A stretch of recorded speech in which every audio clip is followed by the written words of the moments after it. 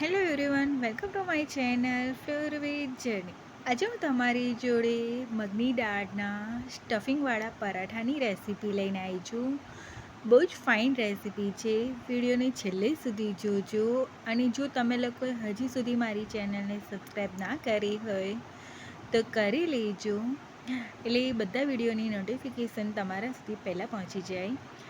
આ સ્ટફિંગવાળા પરાઠા કરવા માટે પહેલાં 1 કપ મગની ફૂતરા વગરની દાળ મેં કુકરમાં લઈ લીધી હતી. તેમાં 1 કપની સામે 4 કપ પાણી એડ કર્યું હતું.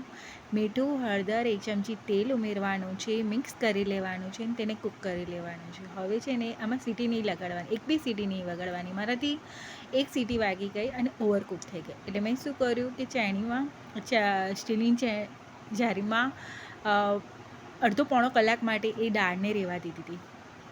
હવે નોનસ્ટિક પેનમાં 2 ટેબલસ્પૂન તેલ એડ કરવાનું છે. તેમાં જીરું, વરિયાળી, આદુ મરચાં એડ કરવાના છે. આદુ પૂરી રીતે સંતળાઈ જાય પછી જે દાળનું મિક્સચર હતું ને તેમાં એડ કરી દેવાનું. હવે તમને લોકોને દાળ બહુ જ પતલી લાગશે, તમને એમ થશે સ્ટફિંગ કઈ રીતે થશે, પણ થશે. મેં 15 મિનિટ સુધી કૂક કરી લીધું હતું, એટલે દાળ એકદમ ડ્રાય થઈ ગઈ હતી. જોડે જોડે તેમાં રેડ ચીલી ફ્લેક્સ, પાઉંભાજી મસાલો 1 ચમચી ભરીને એડ કર્યું હતું. મીઠું ટેસ્ટ મુજબ એડ કરવાનું છે. મેં આગળ લીલું મરચું ઉમેર્યું છે, અહીંયા રેડ ચીલી ફ્લેક્સ ઉમેર્યું છે અને જોડે જોડે લાલ મરચું પાવડર અને ગરમ મસાલો બી ઉમેર્યો છે. તમારે રેડ ચીલી ફ્લેક્સને બધું ઓપ્શનલ છે, પણ મેં ઉમેર્યું હતું. ટેસ્ટ બહુ ફાઇન આવતો હતો. જો ડ્રાય થઈ ગયું ને, નોનસ્ટિકમાં કરશો ને તો ડ્રાય થઈ જશે આ દાળ. 15 મિનિટ સુધી મેં તેને કૂક કર્યું હતું, એટલે એકદમ ડ્રાય થઈ ગઈ હતી. આવી રીતે એકદમ મીડિયમ ફ્લેમ પર હલાવતા જવાનું, કરતા જવાનું, એટલે થઈ જશે એકદમ ડ્રાય. પૂરી રીતે ડ્રાય થઈ જાય ને પછી તેની છે ને ઠંડુ કરવા મૂકી દેવાનું, અને એકદમ ઠંડુ થઈ જાય ને પછી કોથમીર એડ કરી દેવાની. અહીંયા તમારા લોકોને ગળપણ ઈચ્છતા હોય તો ભૂરું ખાંડ બી તમે લોકો એડ કરી શકો છો, પણ મેં નથી ઉમેર્યું. આ મસાલો એમ જ સરસ લાગતો હતો.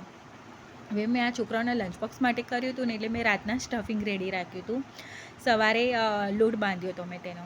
2.5 કપ જેટલો ઘઉંનો લોટ લીધો હતો. એક વાસણમાં 2.5 કપ જેટલો ઘઉંનો લોટ લેવાનો છે. તેમાં 2 ચમચી ભરીને સૂજી એડ કરવાની છે, રવો. પછી અજમો અને મંગરેલા લેવાનું છે. મંગરેલા ઓપ્શનલ છે, પણ હું એડ કરું છું. પરાઠામાં મને મંગરેલા બહુ પસંદ છે. હવે 1 ચમચી તેલ એડ કરવાનું છે અને એક ગાજર છીણી લીધું હતું. મેં જેટલું ગાજર બતાડ્યું હતું ને એકદમ ઝીણું છીણી લીધું હતું. અને અજમો અને મંગરેલાને હાથથી ક્રશ કરીને એડ કરવાનો છે. અને આ જે ગાજર છીણ્યું હતું ને તે બધું એડ કરી દેવાનું અને મિક્સ કરી દેવાનું છે. અહીંયા મીઠું પણ લોટમાં ટેસ્ટ મુજબ એડ કરવાનું છે. હું ભૂલી ગઈ છું એટલે આગળ ઉમેરીશ. બધું સરસ રીતે પહેલાં મિક્સ કરી દેવાનું છે. એકદમ બધું ગાજરને બધું ઉમેરીને એટલે સરસ રીતે પહેલાં હાથથી મિક્સ કરી દેવાનું. સરસ રીતે મિક્સ કરી પછી તેમાં પાણીથી લોટ બાંધી લેવાનો. બહુ કઠણ નહીં અને બહુ ઢીલો નહીં તેવો તેનો લોટ બાંધવાનો છે. સ્ટફિંગવાળા પરાઠા જ્યારે બી કરે ત્યારે તેનો બહુ કઠણ લોટ નહીં બાંધવાનો અને એકદમ ઢીલો બી લોટ નહીં બાંધવાનો. આપણે જેવો રોટલીનો લોટ બાંધીએ છીએ ને તેવો જ લોટ, મીડિયમ લોટ બાંધી લેવાનો. અને પછી લોટ બાંધી પછી તેલવાળો હાથ લગાડી અને લોટને રેસ્ટ આપી દેવાનો છે. સૂજી ઉમેરી છે એટલે 10થી 15 મિનિટ રેસ્ટ આપી દેવાનો. પછી મીડિયમ સાઇઝના ગુલ્લા કરી લેવાના છે આવી રીતે, અને કટોરી ટાઈપ આવી રીતે કટોરીના શેપમાં તેને ફેલાઈ દેવાનું છે. કટોરીનો શેપ આપી દેવાનો છે, વચ્ચે સ્ટફિંગ મૂકવાનું છે અને આવી રીતે પેક કરી દેવાના છે. પરાઠાને આવી રીતે સીલ પેક કરી દેવાના. જો બતાવું છું ને તે રીતે સીલ પેક કરી દેવાના અને પછી તેને વણી લેવાના. બહુ જાડા નહીં, બહુ પતલા નહીં, તે રીતે વણી લેવાના. આનું સ્ટફિંગ બિલકુલ બી નહીં ફાટે અને થશે બી બહુ જ ફાઇન.